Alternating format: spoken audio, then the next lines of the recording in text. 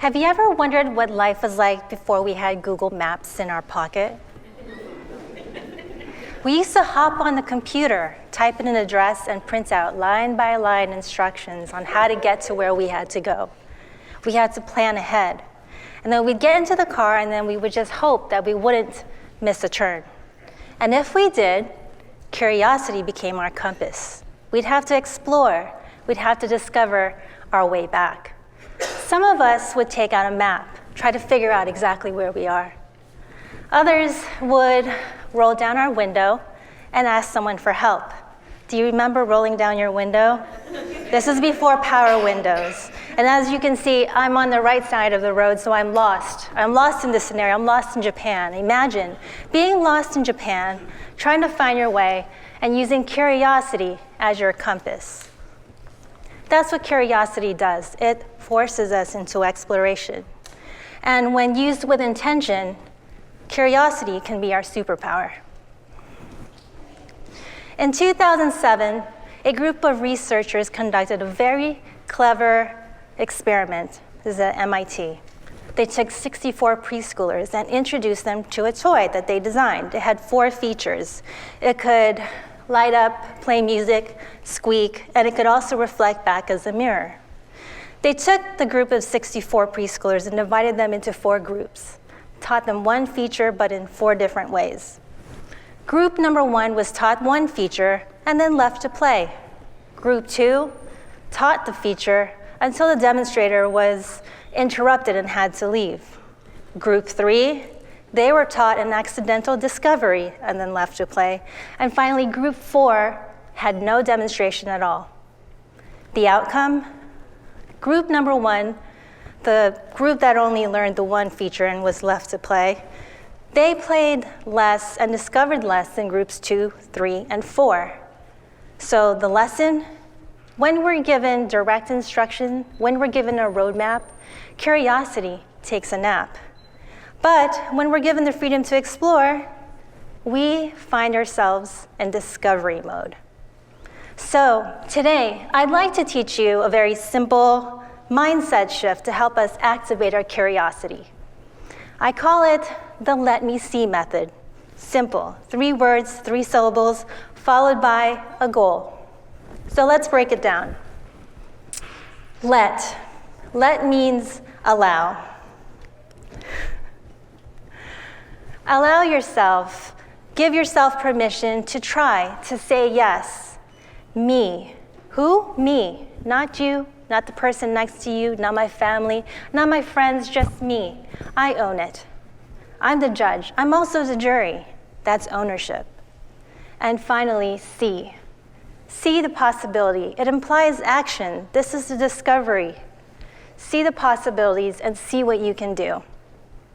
Curiosity is based on what you're capable of and what the possibilities are. So if you try, maybe you'll succeed. And if you like it, you'll try it again. And that's where passion is born. Now, I didn't have to go very far to test out exactly how curiosity works. I only had to go to my own house. My 2 daughters, I call them my little geniuses. When they were young, I taught them I didn't teach them. I introduced to them an invention that we call today the iPhone. Okay? This is back when the iPhone still had the lock screen button on the front. This is the era I'm talking about. Do you remember that? I watched them firsthand figure out how to turn on the phone, screenshots, go through the apps, download apps, subscribe to apps. I also watched them learn how to play videos, YouTube videos. Soon, before you know it, my little geniuses were touching everything in the house. The refrigerator, the microwave, even our car dashboard had handprints because they believed it was just another touchscreen. They were curious. And soon, my little geniuses, the learners, became the teachers. Like, I didn't know that when you use the camera on your phone, if you press that center button down, it takes consecutive photos. I didn't know that until one day I was at work and my little geniuses created a folder for me, and I opened it to see hundreds of selfies. of these angels. I'm convinced they were the lead engineers for burst mode. And I think Steve Jobs would have been thrilled with their curiosity. Steve Jobs actually said at a Stanford commencement address, you cannot connect the dots going forward. You can only connect them looking backward. Those dots are curiosity. In fact, Steve Jobs enrolled in college in a calligraphy class. That was one of his dots. He didn't have any real reason to take the class other than he was curious. He was fascinated with the artistry of lettering, and that dot helped him to design the Macintosh later. He took us from plain block-style text to fonts with personality, all because he was curious. And we all know Elon Musk, the entrepreneur, the engineer, the man who sends rockets into space. But did you know that Elon Musk learned programming at the age of 12? He sold his first game for $500. That curiosity as a child only grew into bigger questions. Do all cars need gas? Can we reuse rockets? That type of curiosity is what brought us Tesla, SpaceX, and a new way of imagining the future. Now, one of my favorite stories on curiosity is actually one of science. His name is Alexander Fleming. In 1928, this scientist discovered mold in a petri dish. Mold, do you know what I do when I see mold? I throw it away. I'm not looking at it. But Alexander Fleming said, let me discover what's going on here. Let me study this. Let me see. And he found that this mold was killing all the bacteria all around it. That curiosity helped him discover penicillin, one of the most widely used antibiotics. That curiosity helped science. It also helped save millions of lives. Now, I don't want you to mistake curiosity for FOMO, the fear of missing out. FOMO is fear-based. Curiosity is possibility-based. Fear-based FOMO says, what if I miss the moment? And curiosity says, what are the possibilities? I'm going to share you a personal story. About 4 years ago, I learned how to ski. Yeah, a woman my age learned how to ski. It wasn't my first time skiing, though. I'd actually skied once before that, and I was bad. I failed miserably. And I would say that I went that time out of FOMO. I went along to go along. Other people were going, and I said, yeah, why not? Let me try. And let me tell you, when you have to focus on pizza and French fries, you get hungry. So I did not do well. A year later, I decided, okay, I'm going to do this. I want to show to myself and to my little geniuses that you can pick up a skill at any age. It doesn't matter. You can try it any time. So I said, let me ski. Let me see if I can ski. So I took the best ski instructor that I could find. I repay him with home-cooked meals by letting him choose the music when we're in the car. And I always let him win. Every game, every board game, I always let him win because he's good, he's competitive, and I needed to learn how to do this. So together we skied, just the two of us, we powered our way. And guess what? I can ski. Now I'm not saying I'm on the Black Diamond, because I'm not, but I'm also not on the bunny hill. I'm on the green, okay, and I can ski at night, and I can let other people ski around me. And to this day, I will never admit to you whether I cried through this process because we're on the mountain and there is condensation. I can prove condensation, but you can't prove crying. Now, you don't need to go skiing or go to a lab to test curiosity for yourself. I actually invite you to go to your local Starbucks. Does everybody here know what Starbucks is? Now, once you go to Starbucks, and if you could do this, order a white chocolate mocha with cinnamon dolce syrup, some whipped cream, and maybe some cinnamon powder on top. You just ordered a cinnamon toast crunch latte.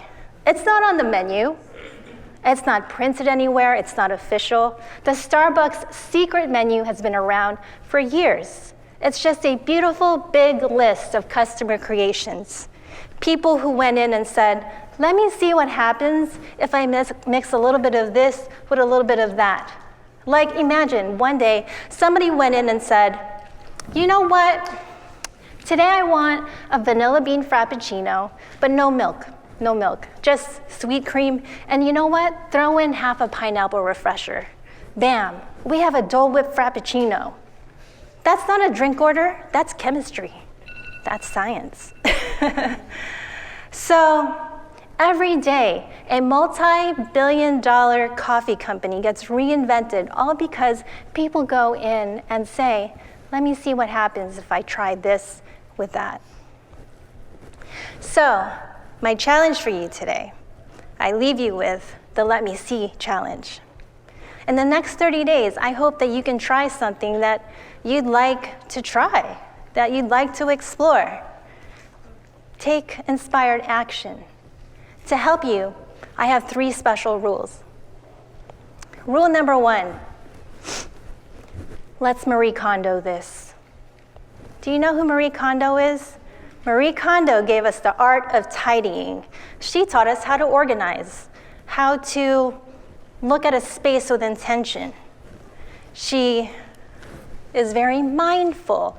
She's very curious. She's also very demure, but she's a lot curious. She says things like, I don't know if I need expired coupons. Does this spark joy? Except for you're going to ask, does this spark curiosity? And if it does, you're on your way. Rule number 2, you're the new elf on the shelf. Do you ever notice that when kids wake up the next morning and they see the elf on the shelf, they're amazed. They're like, wow, how did this happen? How did this move? And everybody looks around and they're like, I don't know. No one's gonna know. They're gonna know. No, they're not gonna know unless you tell them. It's up to you. The point is, how you move is up to you. And if you want other people to know, you can tell them. Or if not, you don't, because you own this. You make the rules. And lastly, rule number 3, have fun. Play pickleball. Play pickleball. In 1965, 3 dads from Bainbridge Island, Washington, they were tasked to entertain. And I imagine in my head that these were 3 dads were probably a little panicked because they had to entertain for the summer. So they went into their homes and they came out and they came back with ping pong paddles and a wiffle ball. And bam, we now have pickleball. All because 3 dads said, let me see what happens if I combine elements of these games. We now have a new game. My town has pickleball courts now. So play pickleball, have fun, and be playful. So, lastly, I do want to leave with this thought. Do you ever notice that when you have to go to sleep at night, you actually have to pretend to go to sleep? Like you literally put your head down, close your eyes, and pretend to sleep. And before you know it, you've fallen asleep, it's morning. That's a lot how this Let Me See challenge works. You fake a little bravery, you pretend, and before you know it, you're exploring, you're discovering, and you're seeing what you're capable of. And hopefully, you do it again, because that's where passion is born. And hopefully one day, you change those 3 words, let me see, to 3 new words, I did that. Thank you.